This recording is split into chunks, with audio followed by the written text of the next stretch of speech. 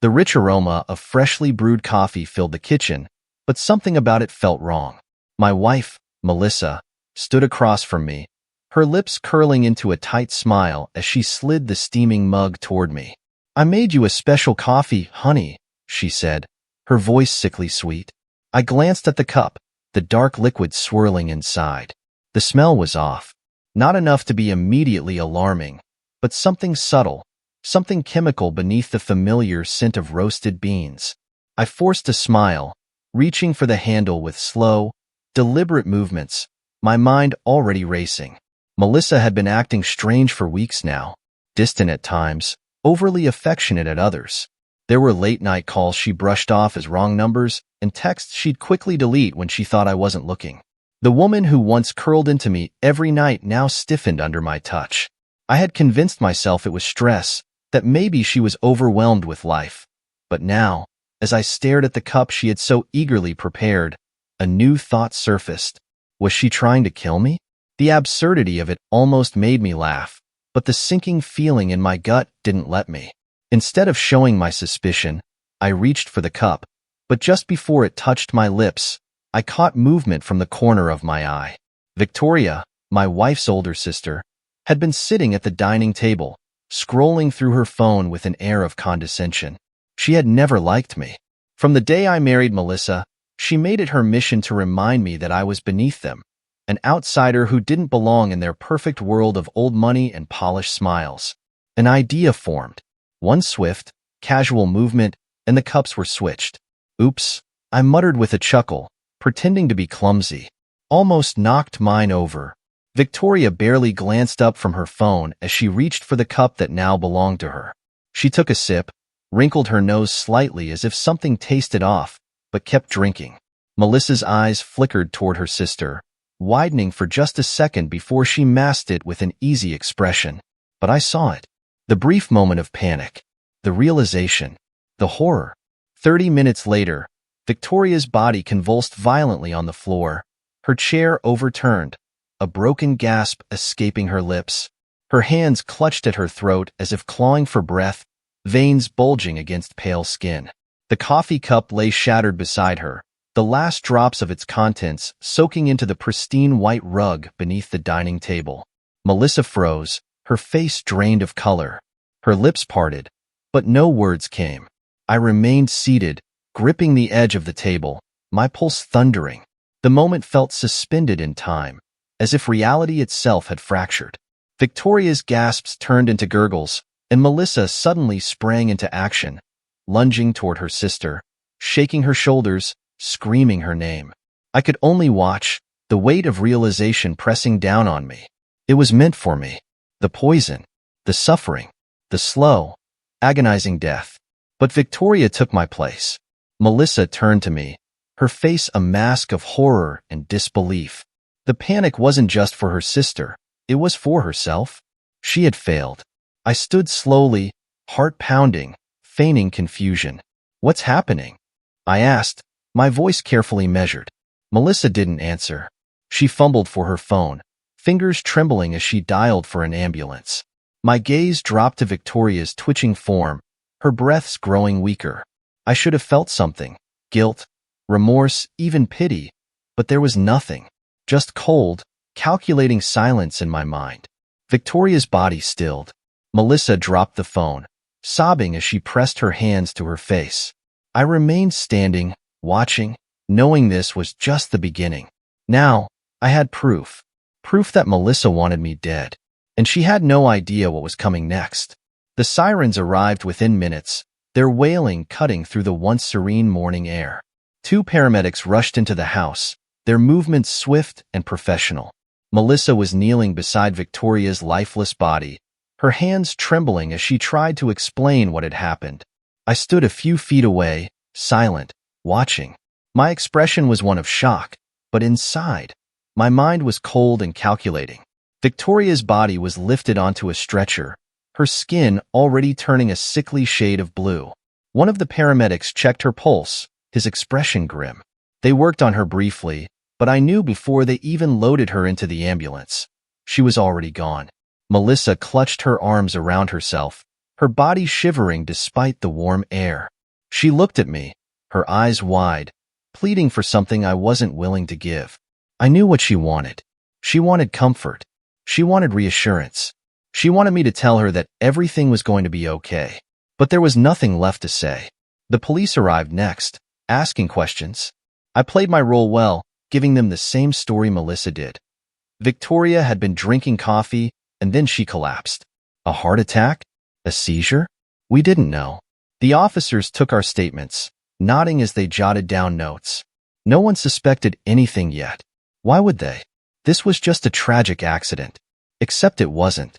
I watched as Melissa wrapped herself in a false mask of grief. Her tears were real, but I knew they weren't just for Victoria. She was crying because she was trapped. Her plan had failed, and she knew I knew. After the chaos settled, the police left with a promise to follow up once an autopsy was conducted. The house was eerily quiet. Melissa sat on the couch, her head buried in her hands, while I stood by the kitchen counter, turning over everything in my mind. She hadn't expected this. She had been so sure of herself, so confident that I would drink that poisoned coffee. But she underestimated me. Victoria's death was a mistake, an accident.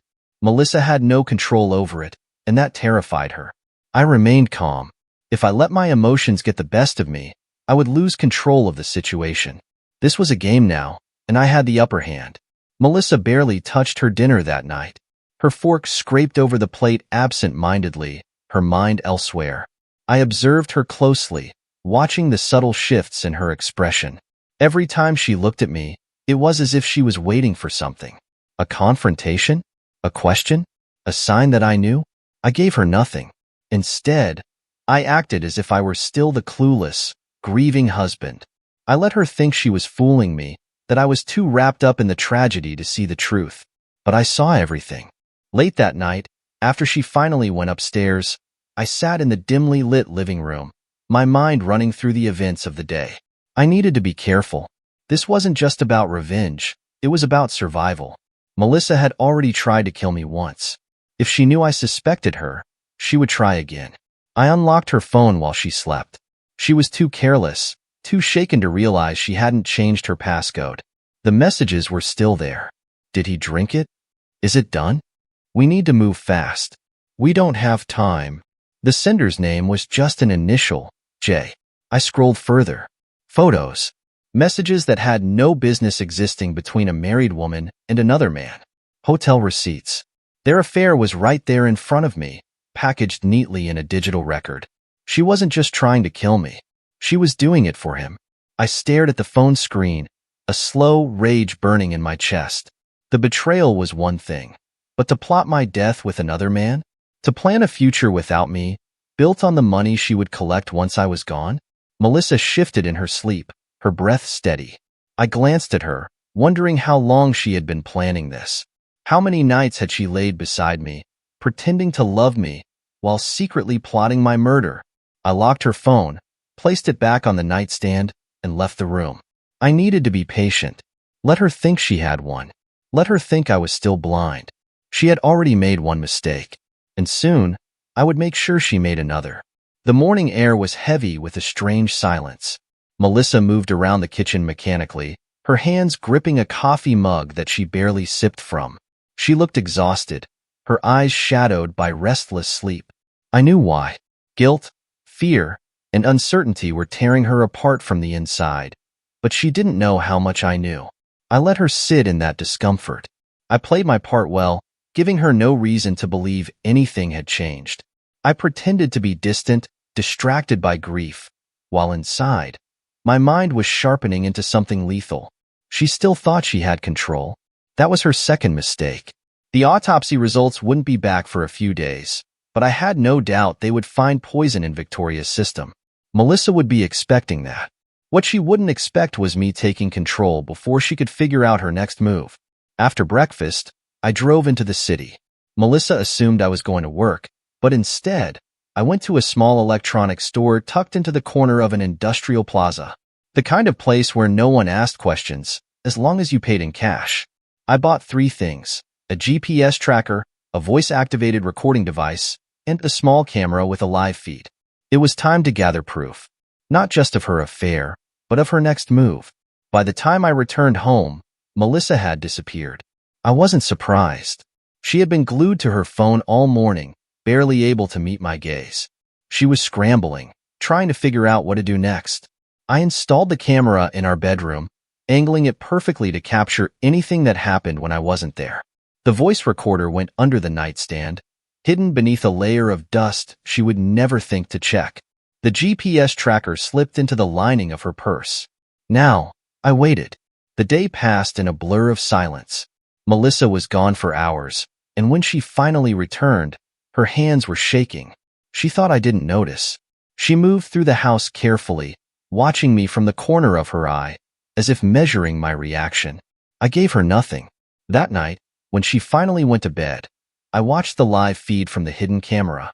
She lay there, staring at her phone, her lips pressed into a thin line.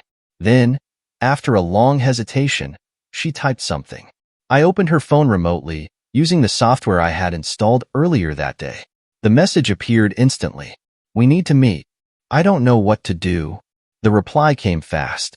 "Not now. Lay low. He can't suspect anything." Melissa sat up in bed, gripping the phone tighter. She was scared. She deleted the messages immediately after sending them, but it didn't matter. I had them already. The next morning, she woke up before me.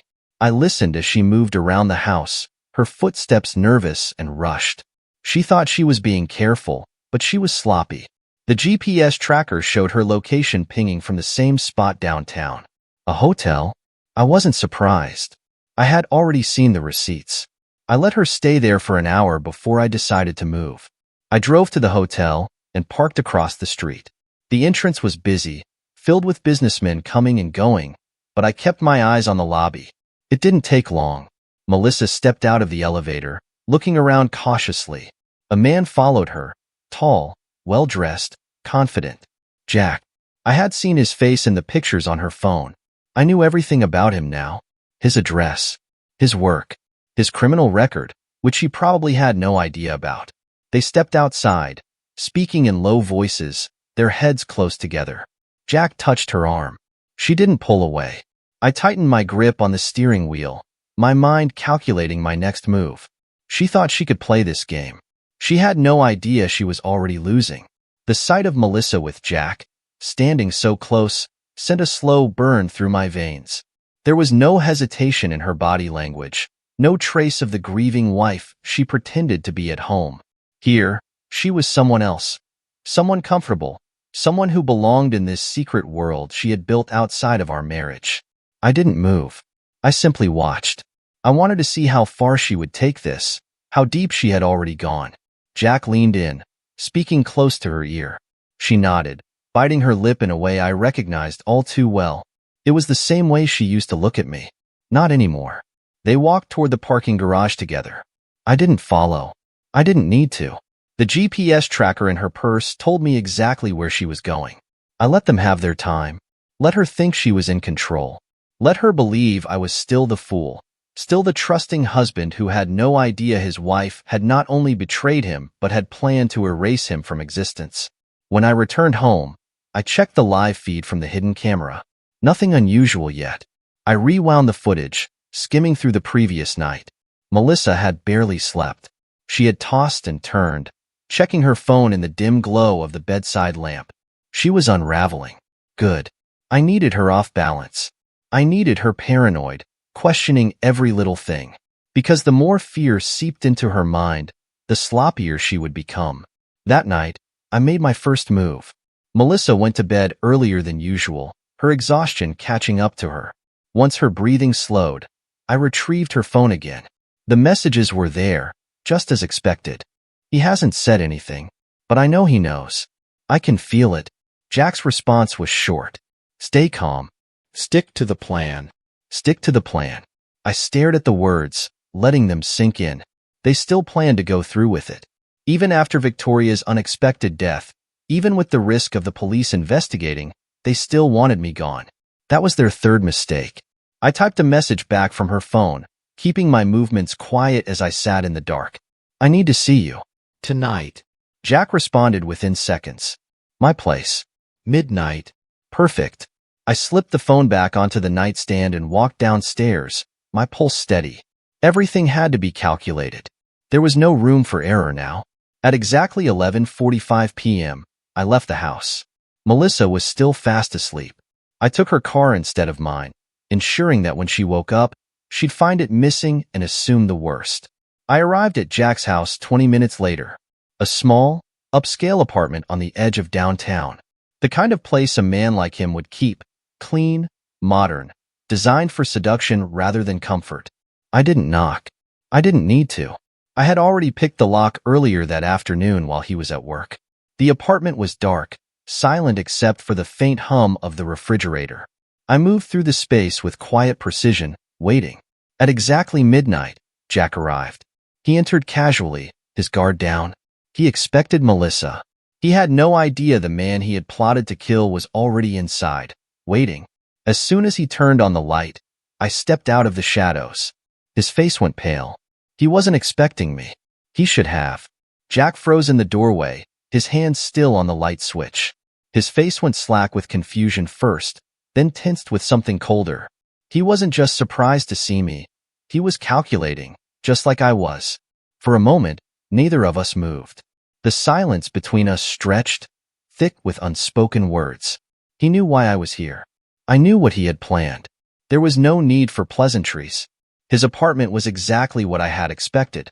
Minimalist, cold, designed for someone who lived alone but never actually felt alone. A whiskey glass sat half full on the kitchen counter. A single set of keys rested beside it. I imagined how many times Melissa had been here, how many nights she had spent tangled in his sheets while I lay next to an empty space in our bed. Jack finally shut the door behind him, his fingers twitching at his sides. His body language had changed in an instant. He wasn't afraid. He was considering his next move. So was I. He took a step forward, his expression carefully neutral. "Jason," he finally said, his voice even. "What are you doing here?" I tilted my head slightly, my eyes never leaving his. I wasn't here for conversation. I moved first. The impact was swift, brutal. My fist connected with his ribs, forcing the air from his lungs in a sharp gasp. He stumbled back, but he wasn't slow. He retaliated immediately, throwing a punch that barely missed my jaw. Jack was strong, but so was I. He lunged again, but I was faster. I sidestepped him, slamming my elbow into the side of his head. He staggered, his balance thrown off. He reached for something. His keys, maybe a weapon, but I didn't give him the chance. A single, precise strike to his throat sent him choking to his knees. He clutched at his neck, struggling to suck in air, his eyes wide with shock. He wasn't panicked yet. He still thought he could win. I grabbed the whiskey glass from the counter and smashed it against the back of his head. He collapsed forward with a grunt, dazed but still conscious. Good. I didn't want this to be easy for him. I crouched beside him as he gasped for breath. The power shift was instant. He had been the one in control. He had planned my death. Now, he was the one kneeling on his own floor, bleeding, powerless. I leaned in, my voice low, steady. "You thought you could kill me," I murmured. "You thought I wouldn't find out." His fingers clawed at the floor, but his strength was fading. The whiskey pooled around the shattered glass, the scent mixing with the metallic tang of blood. "You took something from me," I continued. "Now I'm taking something from you." He opened his mouth, but whatever he wanted to say was lost in a gurgle. I didn't hesitate. The knife slid easily between his ribs. His body jerked once, twice. Then he stilled. I let out a slow breath, my pulse steady as I watched the life drain from his eyes. It was over. Jack was dead. I stood up, rolling my shoulders as I surveyed the room. I had planned for this. The cleanup wouldn't take long. No cameras, no witnesses. His death would be nothing more than a mystery, an accident, a robbery gone wrong.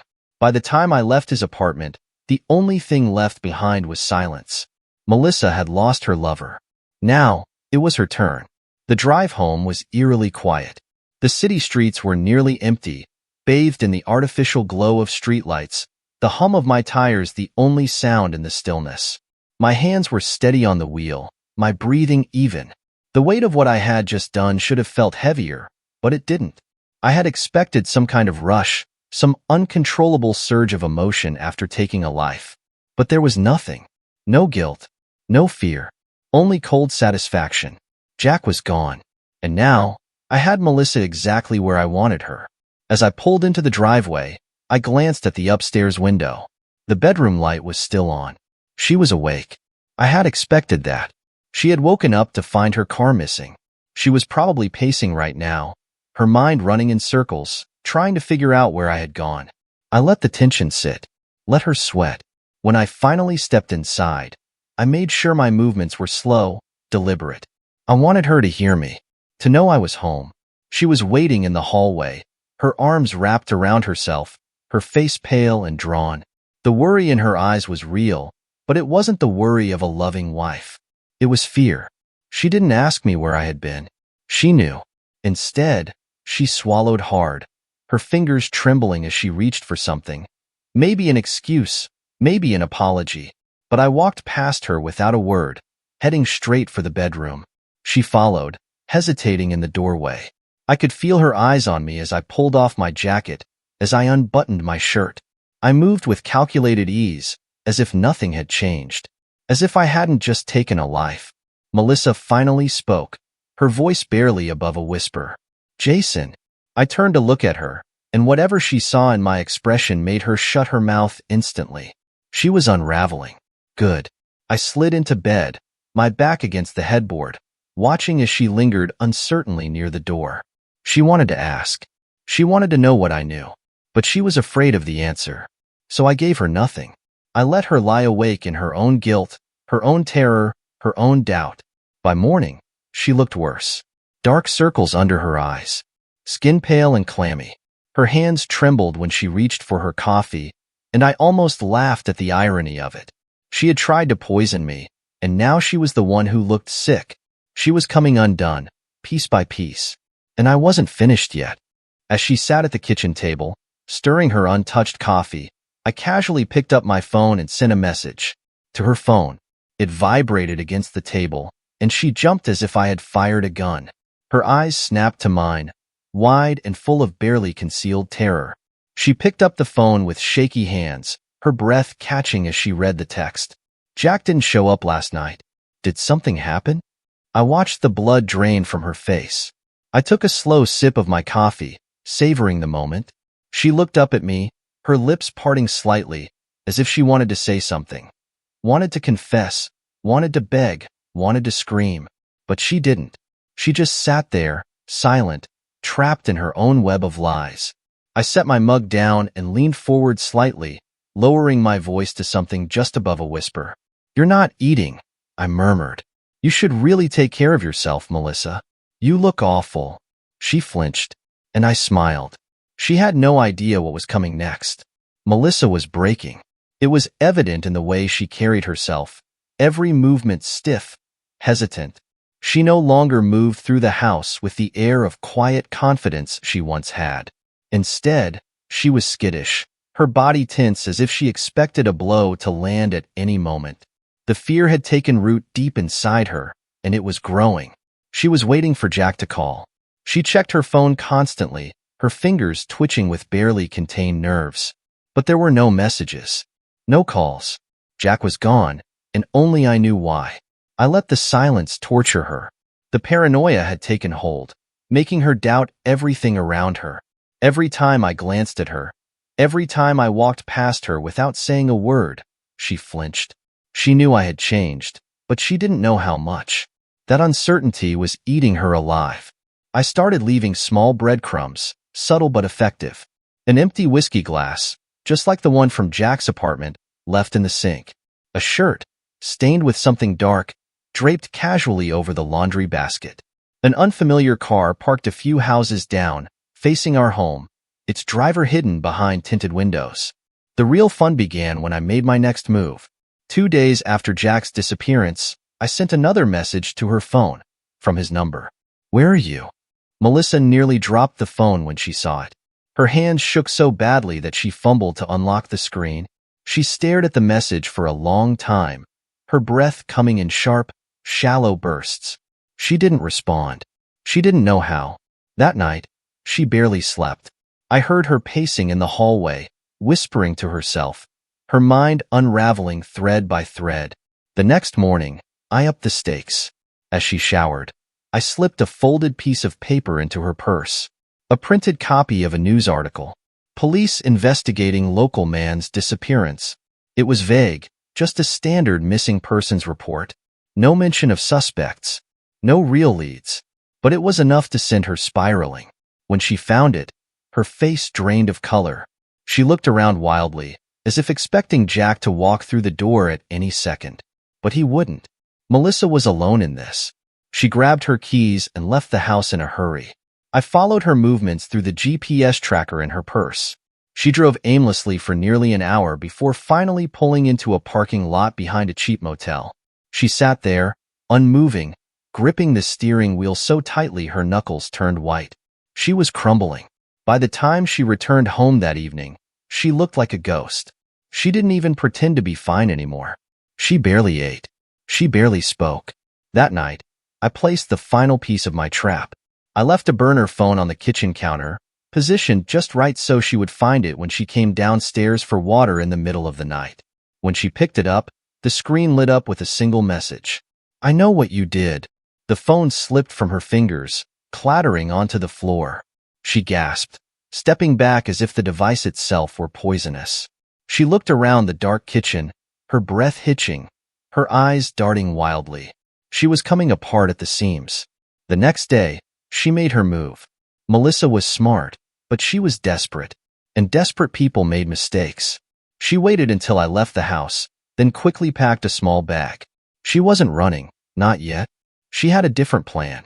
She was going to finish what she started. She was going to kill me before I could kill her.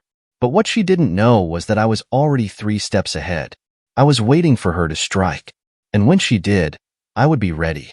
Melissa thought she was being clever. She waited for the right moment, for the perfect opportunity when she thought I was vulnerable. I let her believe it. I let her think she still had control, that she still had a chance to escape the hell closing in around her.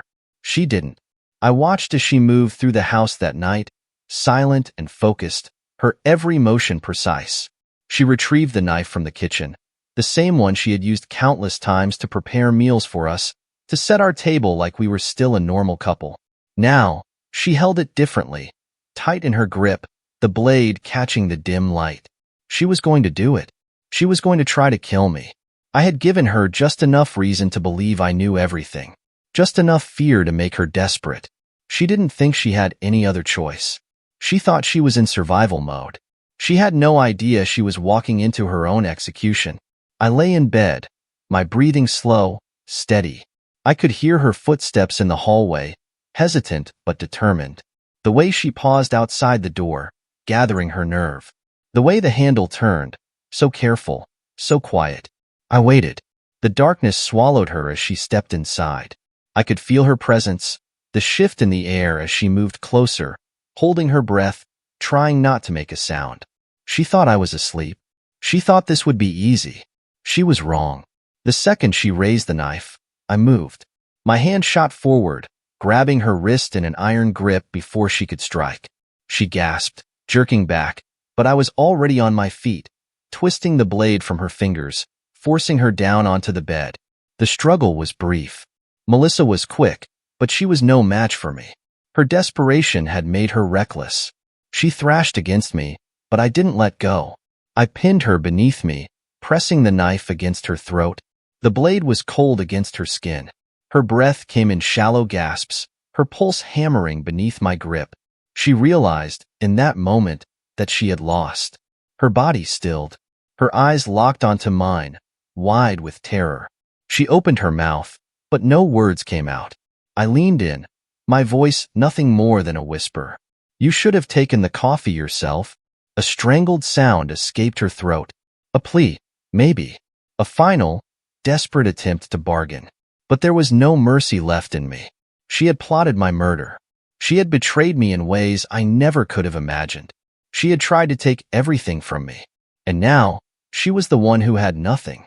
I pressed the blade forward, feeling the skin break, watching her body tense. But I didn't kill her. Not yet. Instead, I pulled back at the last second, flipping the knife in my grip and pressing it into her shaking hands. I let her hold it. I let her feel the weight of it in her own fingers. Then, I stepped away. Melissa's breath hitched, her hands trembling violently around the weapon. She didn't understand. I picked up the burner phone from the nightstand and dialed. The call connected immediately. "This is Jason Miller," I said, my voice steady. "I need officers at my home immediately. My wife just tried to kill me." Melissa's face drained of color. She looked down at the knife in her hands, then at me, then back at the knife. She finally understood. I had never planned to kill her. I had planned for her to destroy herself. The sirens were already on their way, cutting through the night air. She had nowhere left to run, nowhere left to hide. And when the police burst through the door minutes later, finding her standing there, weapon in hand, tears streaming down her face, I knew the game was over. She was finished. They dragged her away, her screams echoing through the house. She was begging, pleading, but none of it mattered. She had sealed her fate the moment she poured that poisoned coffee. Now, she was the one who had lost everything. I watched as they shoved her into the back of the squad car, her wrists bound, her face streaked with shock and betrayal. And as they drove away, I finally exhaled. It was over. But just as I turned back toward the house, my phone vibrated in my pocket. A new message. Unknown number. "Did you really think it was just Melissa?" My breath caught in my throat. I stared at the screen, my pulse hammering. For the first time since this all began, a sliver of uncertainty crept into my mind. Jack was dead. Melissa was gone. So who the hell was still watching me?